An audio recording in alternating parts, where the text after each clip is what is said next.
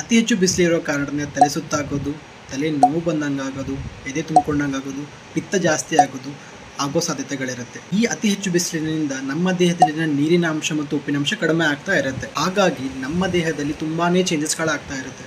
ಅದರಲ್ಲಿ ತಲೆ ಸುತ್ತು ಬಂದಂಗೆ ಆಗೋದು, ತಲೆ ಚಕ್ರ ಬಂದಂಗೆ ಆಗೋದು, ಅಥವಾ ನಮ್ಮ ದೇಹದಲ್ಲಿ ತುಂಬ ಬೆವರು ಬಿಡೋದು, ವಾಂತಿ ಬಂದಂಗೆ ಆಗೋದು, ಎದೆ ತುಂಬಿಕೊಂಡಂಗೆ ಆಗೋದು, ತುಂಬ ಮೈಕೆ ನೋವಾಗೋದು, ಇದೆಲ್ಲವೂ ಆಗೋ ಸಾಧ್ಯತೆಗಳು ಇದ್ದೇ ಇರುತ್ತೆ.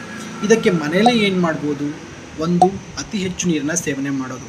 ತುಂಬ ಬೇಸಿಗೆ ಇರೋದ್ರಿಂದ 5ರಿಂದ 6 ಲೀಟರ್ ಆದರೂ ನೀರನ್ನ ಕುಡಿಲೇಬೇಕು. ಪದೇ ಪದೇ ನೀರು ಕುಡಿತಾ ಇದ್ದರೆ ತುಂಬ ಒಳ್ಳೆಯದು. ಬಾಯಾರಿಕೆ ಆದಾಗ ಮಾತ್ರ ಅಲ್ಲ, ಇದರ ಜೊತೆಗೆ ತಿಳಿ ಮಜ್ಜಿಗೆ, ಎಳೆನೀರು, ORS ಪ್ಯಾಕೆಟ್ಗಳನ್ನ ನೀರಿಗೆ ಹಾಕೊಂಡು ಕುಡಿತಾ ಇದ್ದರೆ ದೇಹಕ್ಕೆ ಎಷ್ಟು ನೀರು ಬೇಕು, ಎಷ್ಟು ಉಪ್ಪಿನಂಶ ಬೇಕೋ ಅದು ಸಿಗುತ್ತೆ. ಅದ್ರ ಜೊತೆಗೆ ಅತಿ ಹೆಚ್ಚು ಉಪ್ಪು, ಹುಳಿ, ಖಾರವನ್ನು ಊಟದಲ್ಲಿ ಸೇವನೆ ಮಾಡೋದನ್ನು ಕಡಿಮೆ ಮಾಡಬೇಕು.